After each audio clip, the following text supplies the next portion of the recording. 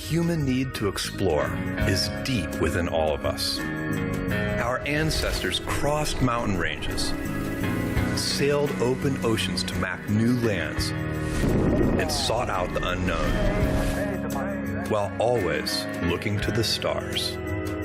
We're curious, and now we're at a place where we can pioneer new horizons. Now is the time. You, Shepard, have cleared the tower? To open the promise of space to all. Guys, we're doing it! And lay the way for generations to come. When our descendants look to the stars, they'll remember this time. When they reflect on where it started, they'll remember this place. And when they honor those first explorers who said, "Let's go," they'll remember these bold steps. We are of blue origin. And this, that's right there, is go for death, is just the beginning.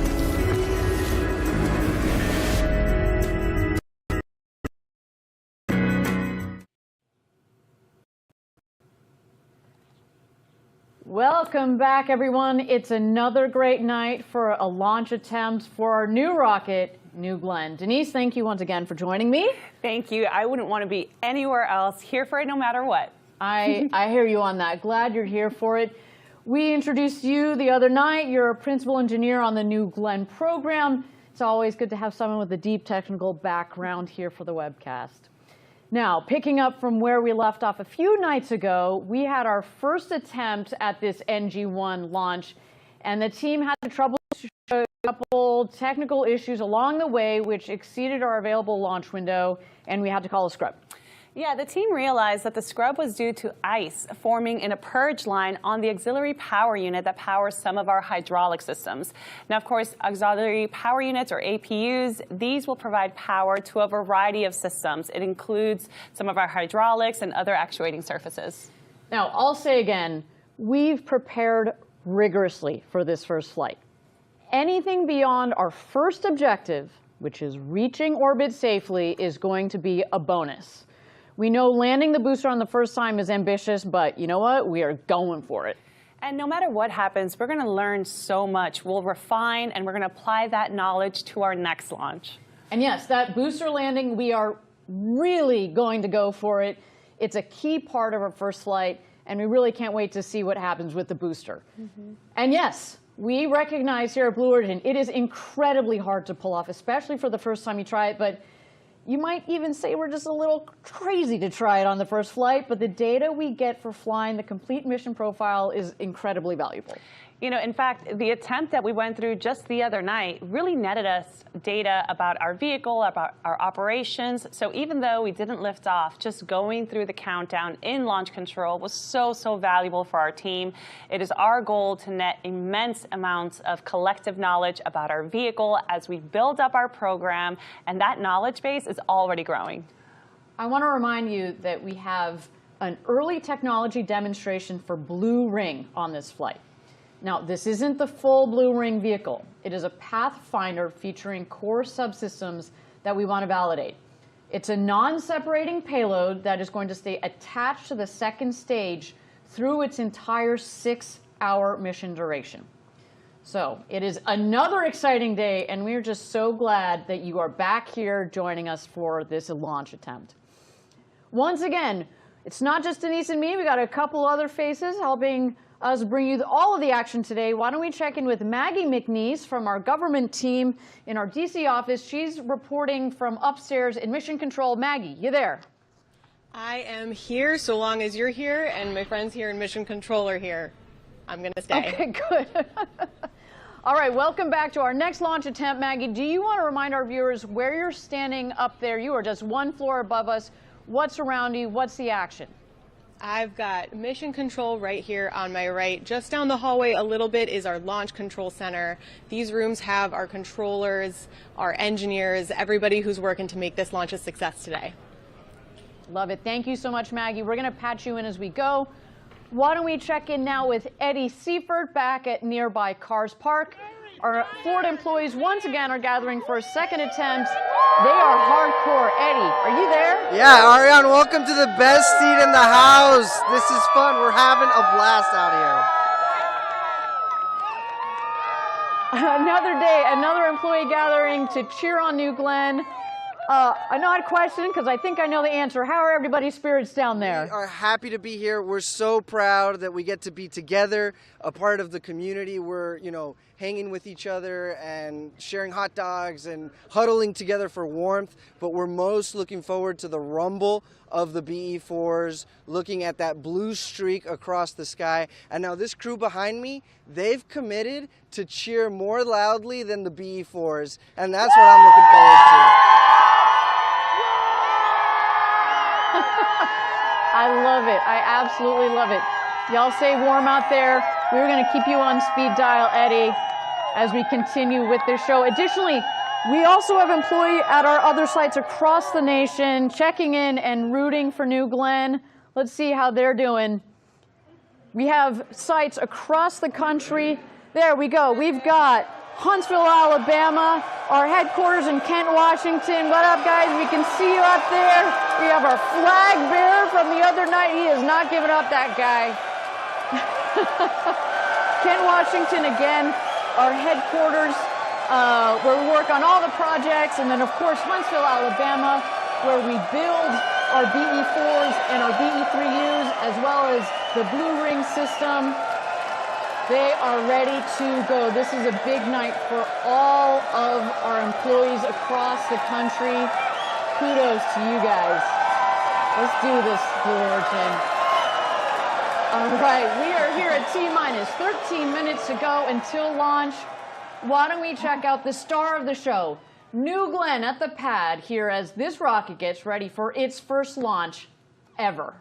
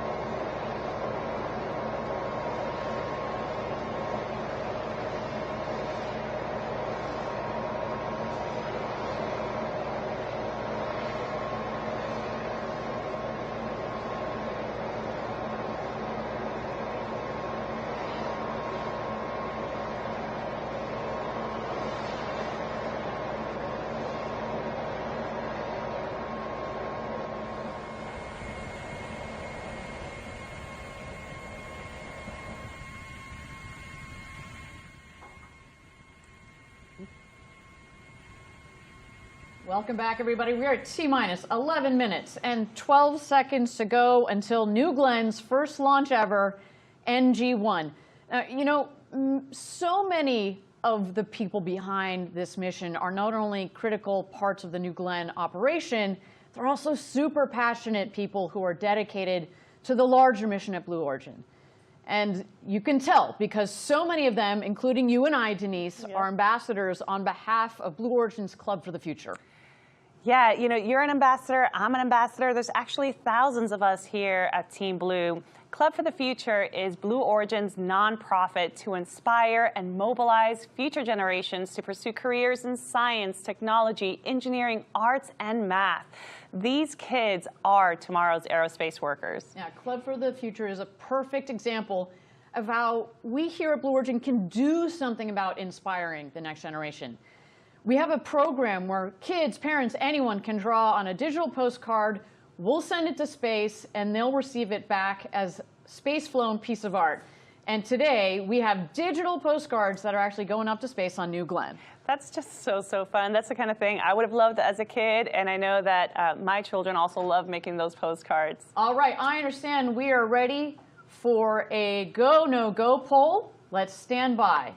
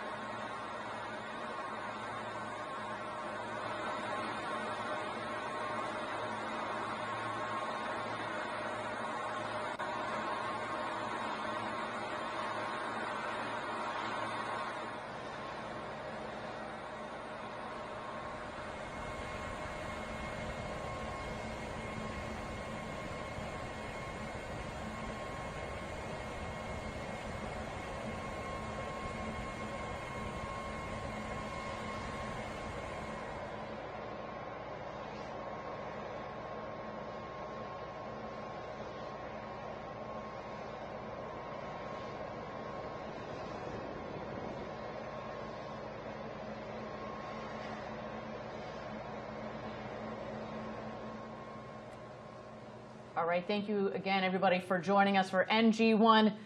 We were very close to getting into that go, no go poll. Unfortunately, we have had to go into a hold, and as you've seen there, we are now at T-minus 34 minutes.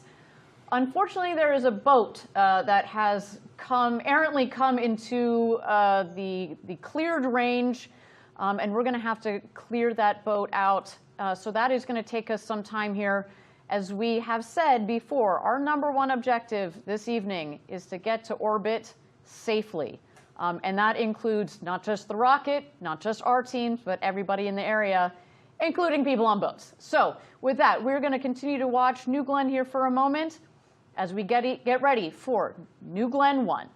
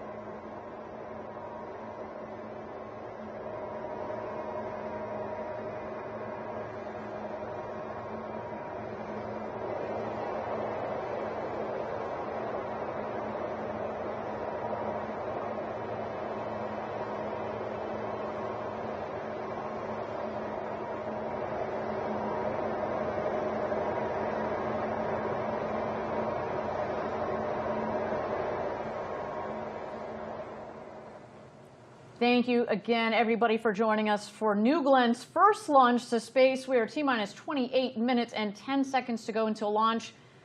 If you've been joining along, we got very close to a go, no go poll there, but we understand that there is a boat that is downrange where we don't want it to be. So we are waiting to clear that vessel from out of the way. Otherwise speaking, I'm hearing from Mission Control, the weather is looking good, the vehicle is looking good. We are just waiting for that vessel to clear the area. And then, you know what? It's go time. So stick with us, everybody, as we get ready for New Glen's first launch to space.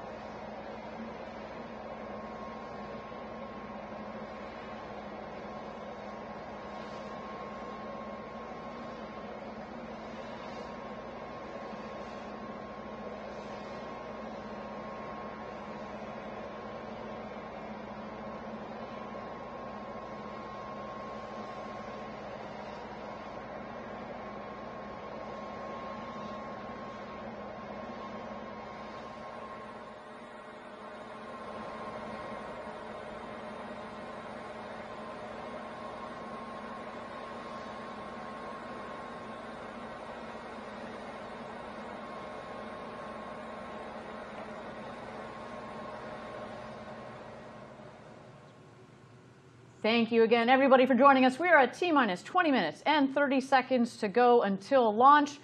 As noted, we got down very close to our go-no-go pole, but then we noted an errant boat downrange, which we are still working to clear, so we've got a couple more minutes here.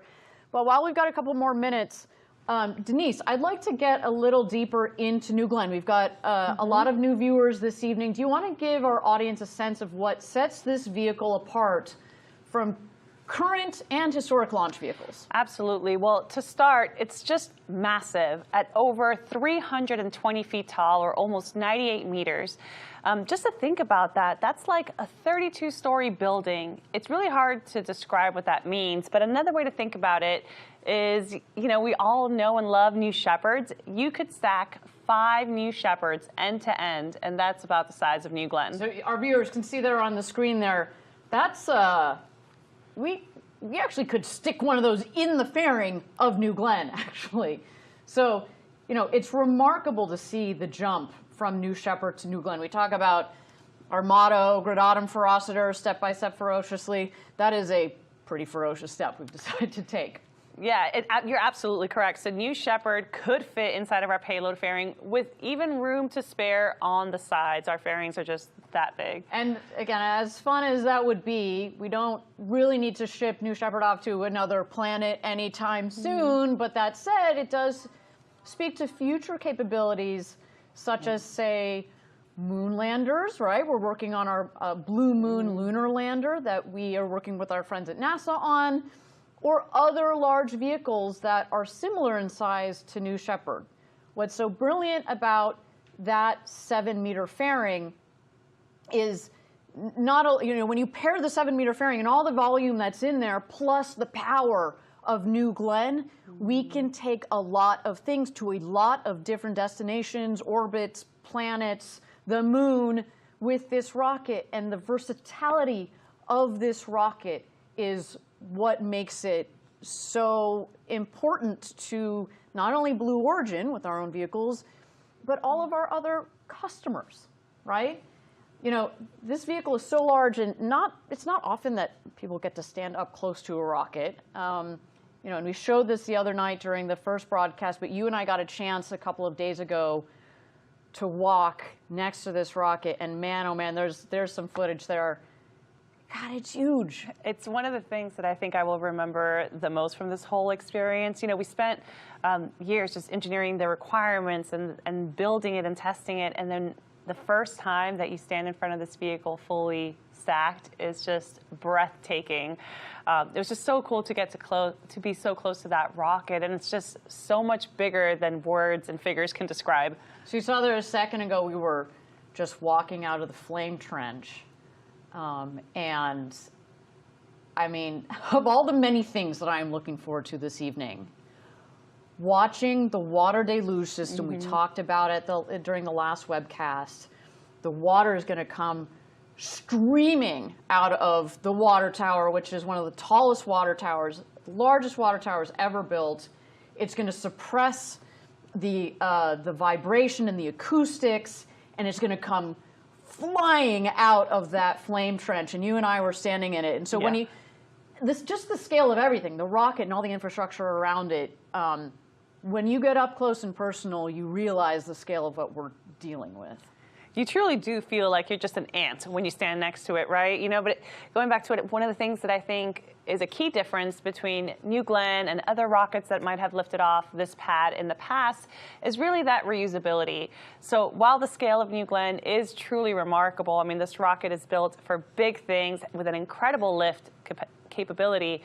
It does it in a way that's sustainable and reusable, and that's really innovative and really special. Yes, reusability. Really glad you brought that up, because it's such a critical component to reducing the cost of future access to space. And you can't say enough about how important it is. When we started this company a long time ago, it was all about reducing the cost of access to space.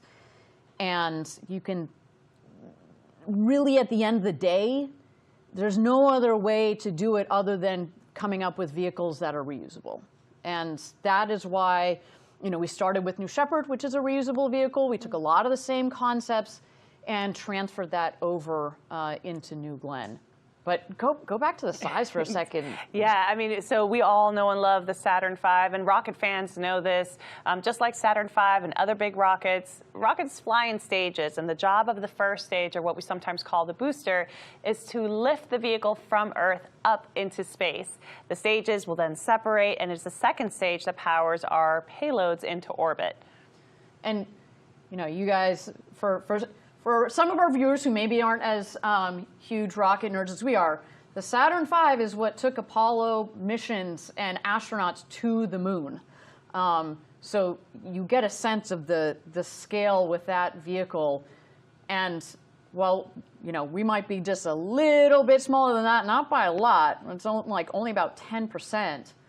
Like, we are going to also be taking people and vehicles to the moon and beyond with this vehicle. So as we say, this is going to be our workhorse vehicle for decades to come, which is why we are so excited about this launch. It really is a historic launch in the sense that we intend, this is day one. We are opening a new chapter for not only Blue, but for spaceflight capability and for customers around the world to be able to put things into space for less. And who knows what that's going to open the doors to. So that's our baby. That's our New Glenn in a nutshell. For those of you that are less familiar with this rocket, obviously we're super proud of this vehicle, and we cannot wait to send it up to space in just T-minus 13 minutes and 50 seconds to go until launch. Let's turn it back to the rocket and listen in as it gets ready to go to space.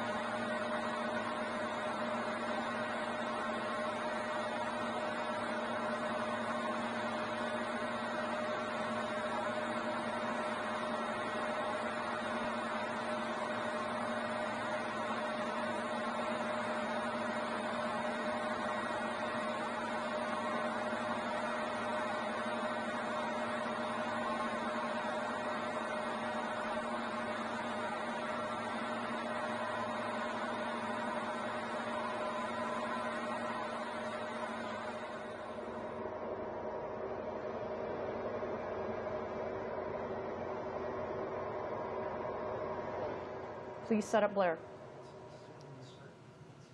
Thank you again, everybody, for joining us. We are at T-minus 9 minutes and 40 seconds to go until launch. We are awaiting here the go, no go poll for New Glenn's first launch to space. Now, at this point, we're going to throw it over to launch control. They're going to go around the room and see if we are ready to go to space. Keep in mind that upstairs we have our launch control and our mission control room. In the mission control room, we have the team that is managing our Blue Ring Pathfinder payload this evening. As we mentioned on the last webcast, I'm particularly proud of our Blue Ring team. It's the team that I help lead here at Blue Origin.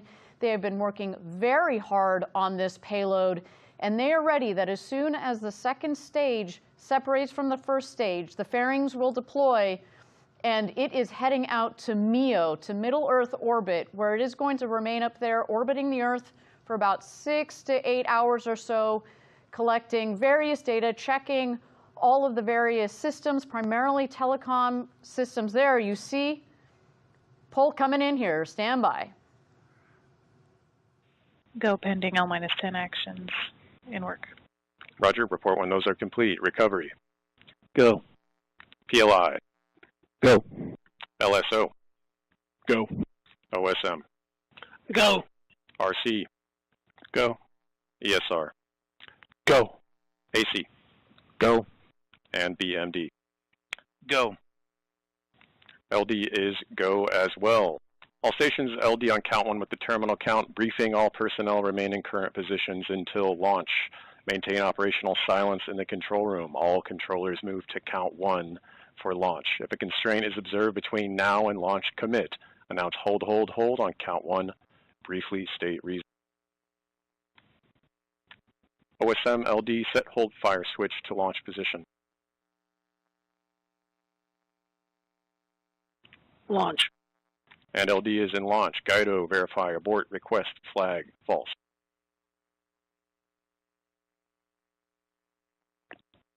Abort request is false. Roger.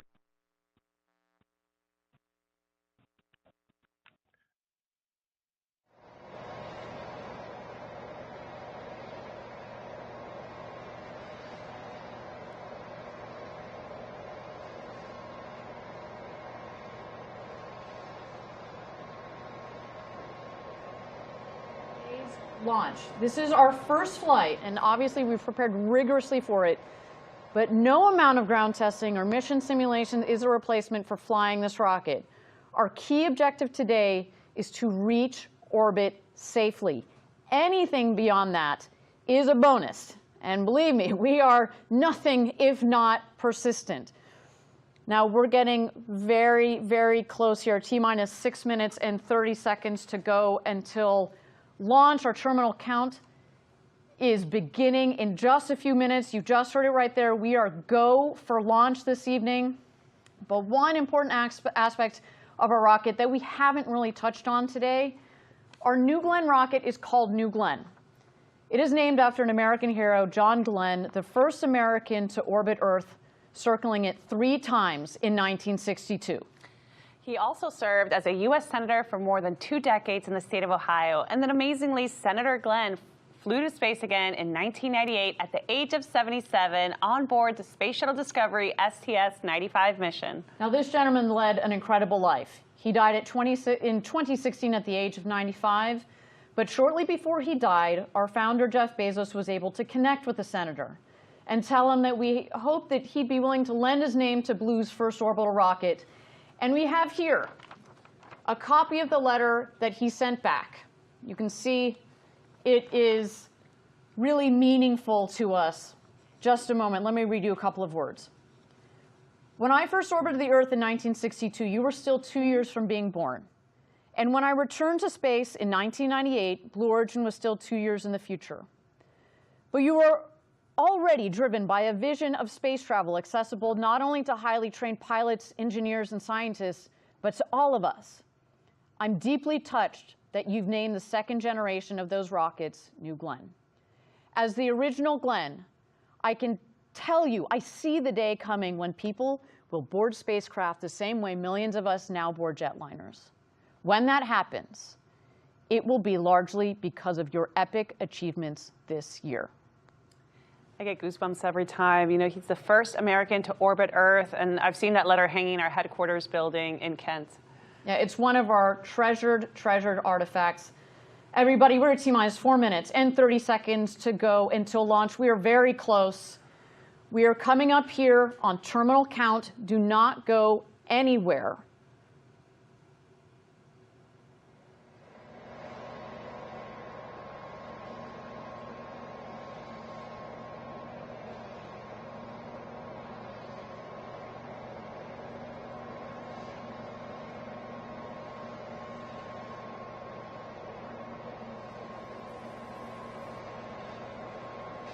T-minus 4 minutes and counting. Terminal count active. Safing timer started.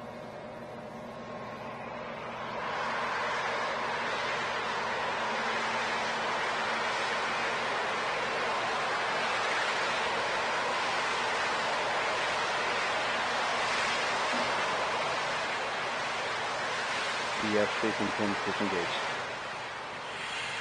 T-minus 3 minutes, 30 seconds. Upending system armed. Magic charge initiated.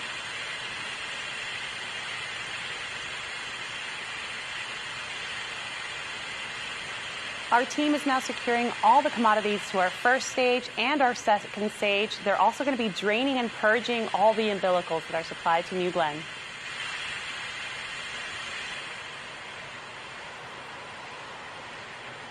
T-minus 3 minutes.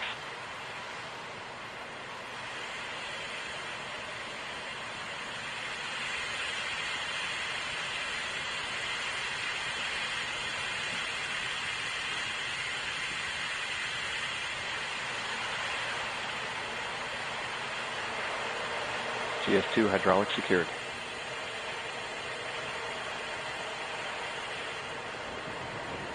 Magic charging complete. T-minus 2:30. GS1 pre-press start.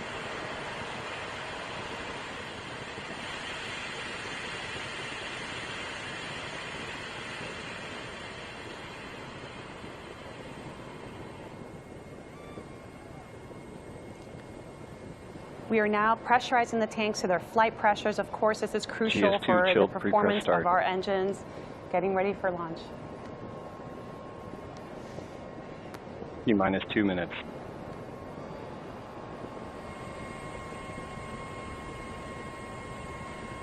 We're now going to be switching off the ground power supply and transitioning New Glenn to its internal vehicle batteries. When this happens, the vehicle is now powering itself. Let's do this, New Glenn.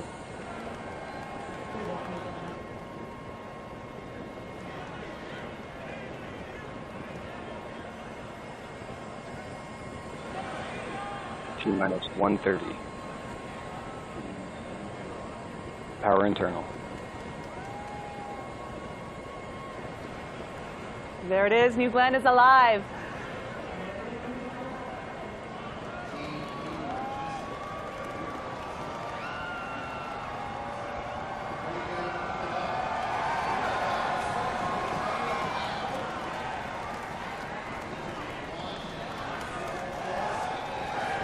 T-minus 60 seconds. Range green. AFSS flight enabled.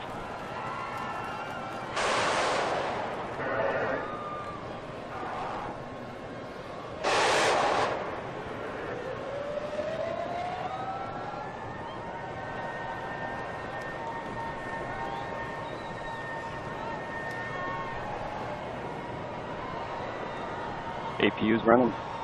T-minus 30 seconds. GS1 at flight level. GS2 at flight level. Big water start.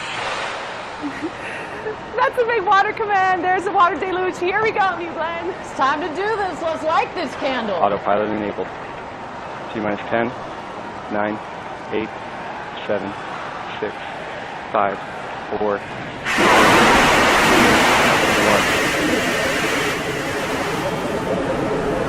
Lift off.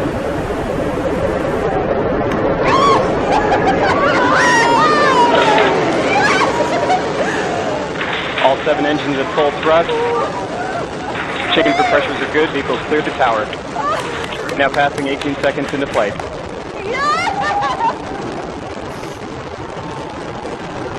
Engine chamber pressures look good. 27 seconds in, vehicles now begun the pitch roll maneuver to point downrange. Body rate responses are nominal. Chamber pressures continue to look good. Now 40 seconds into flight. Oh my God! End of roll, strakes are now level. Chamber pressures continue to look good. 50 seconds in. Data quality looks good coming down from the vehicle. Chamber pressures continue to look nominal. 1 minute into flight.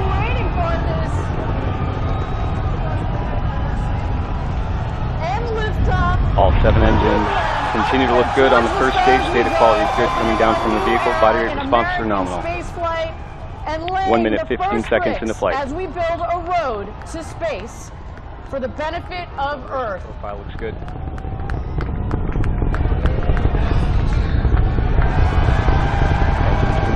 Performed well. Now passing 1 minute 30 seconds into flight, passing Mach 1. New Glenn is now supersonic. Engines continue to perform well. Now passing through Max Q, maximum dynamic pressure. Body rate responses are nominal throughout the boost phase. Data quality continues to look good. Chamber pressures looking good. All 7 pass through Max Q, maximum dynamic pressure. The toughest part of the flight on that vehicle, we have now passing 2 minutes into flight. And New Glenn continues Chamber pressures its continue to look ascent good to on all space. 7 B4 engines. Acceleration profile is good. Body rates look good. 1 minute to MECO.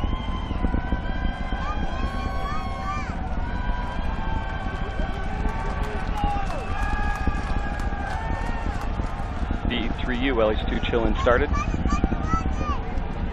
E4s continue to perform well throughout the boost phase. Now passing 2 minutes, 30 seconds into flight. Trajectory is nominal.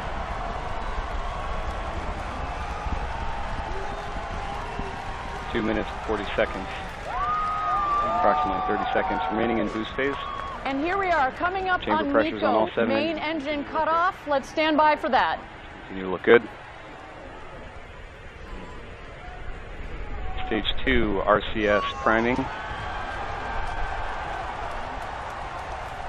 Now passing 3 minutes.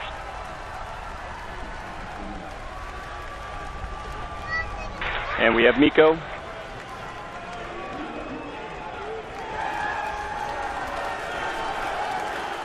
We have stage set.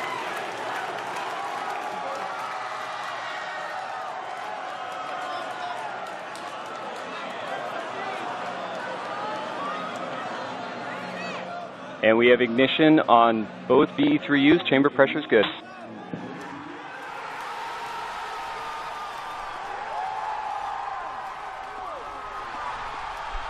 Now passing 3 minutes, 40 seconds into flight.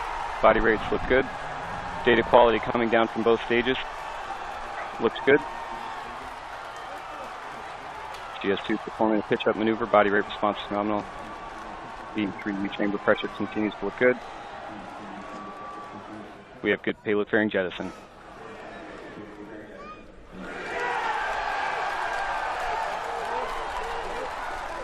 Separation confirmed of the 2 stages. Good. Tank pressures are within their limits. Stage 2 is now continuing its launch and flight up into Now passing 4 minutes, 20 seconds into flight. Our booster is going to try to make a landing. Less than 3 minutes now remaining. See the landing target out there in the ocean. We are going to land on the Jacqueline, the landing ship that is awaiting this beautiful booster to make a landing. GS2 bottles look good.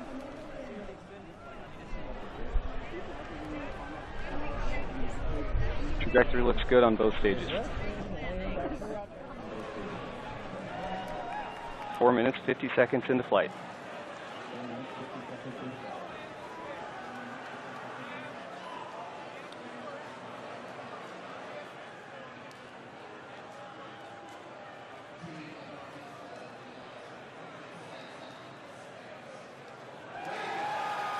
Now passing 5 minutes, 10 seconds into flight.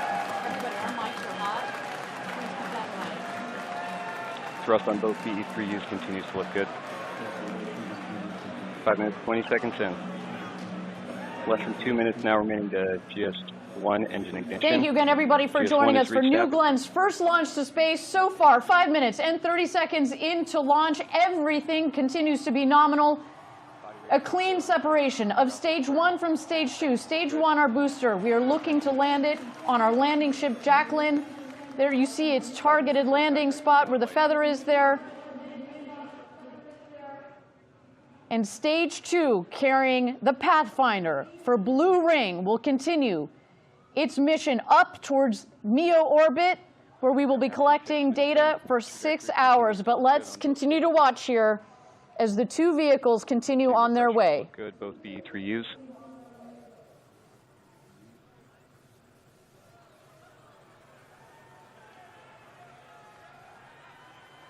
Confirmed GS1 engine chill active. Less than 1 minute now remaining to exo-atmospheric engine ignition. 6 minutes, 30 seconds into flight. So coming up here, we're going to see the middle of the 3 7BE4 engines on the booster light up. Good. Chamber pressures on both VE3Us. This is going to slow the vehicle down, and then as the vehicle gets closer to the landing ship, the Jacqueline, the 2 outer of the 3 middle engines will shut off, and just 1 in the center will remain to help slow as well as guide the vehicle back to the landing ship. As you've also seen on the booster vehicle, we have the steering fins at the top of the booster, as well as the strakes, which act essentially as wings. This vehicle is flying back to the Jacqueline, providing lift to come in for a nice, soft, and vertical landing onto the landing ship, the Jacqueline. Seeing good chamber pressures on both VE3Us. All 3 engines relight confirmed.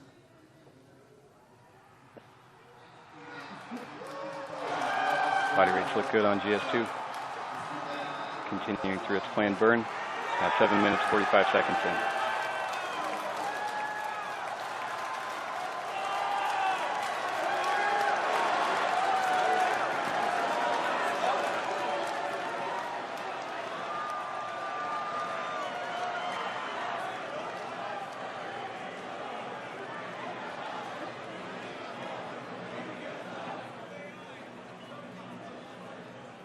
Seeing good MR response on the V3U engines, seeing good throttle profile.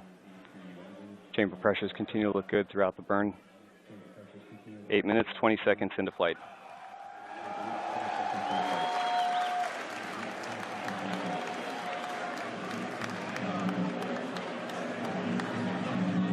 GS2 tank pressures staying within their acceptable limits. Body rate responses look good. Chamber pressures look good throughout the burn.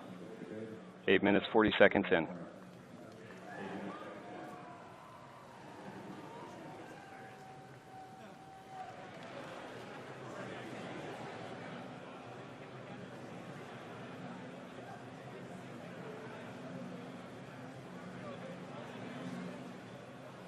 Now passing 9 minutes into flight.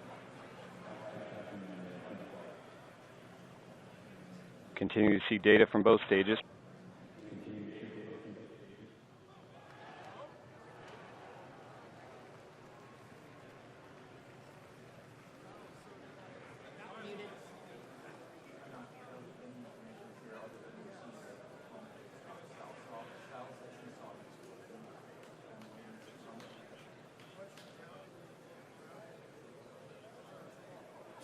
GS2 data quality continues to look good throughout the burn.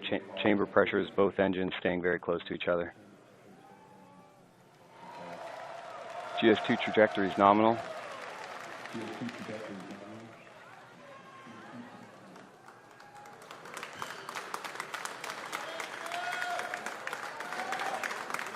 Less than 3 minutes now remaining in the GS2 burn.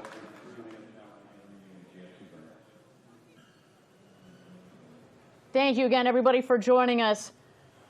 Wow, what a moment so far. We obviously have some frozen data here on our stage 1, on our booster. We're still waiting to understand what the situation is with the booster. Meanwhile, our second stage, GS2, continues 10 minutes, 20 seconds into its flight. ascent as well as its climb towards MEO, which is where it is headed this evening. We are still waiting. Continue to see good throttle response Again, on both our B3 first engines. our primary objective, getting to rates, orbit continue to safely. look stable Let's stand throughout by the here.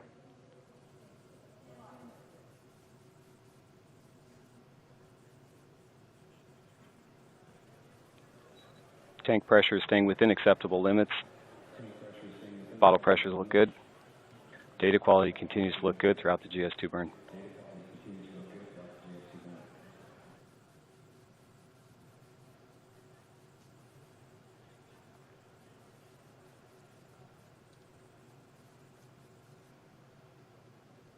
"11 minutes, 10 seconds into flight.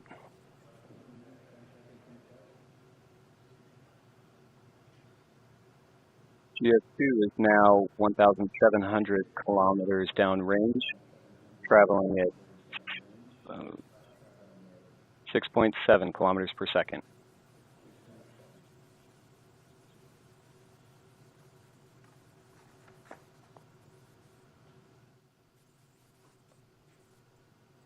Data looks good coming down from TDRS.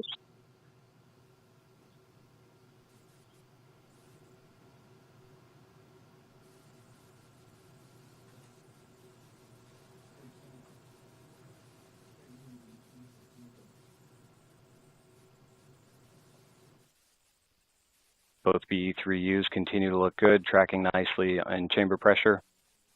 Body rate responses are stable. 12 minutes, 10 seconds into flight.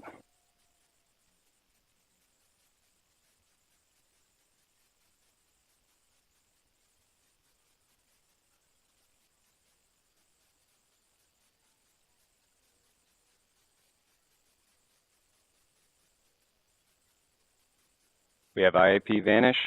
GS2 is now orbital.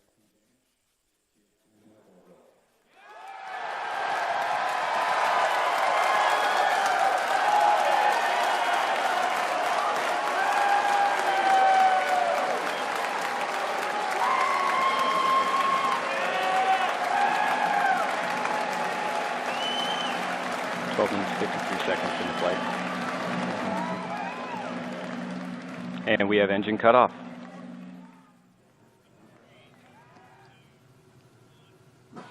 Body rates look good following engine cutoff. Thank you again, everybody, for joining us. Seco, we cut off the engines on the second stage. What does that mean? That means that we hit our key, critical, #1 objective. We got to orbit safely. Congratulations, Blue Origin. Y'all have gone orbital.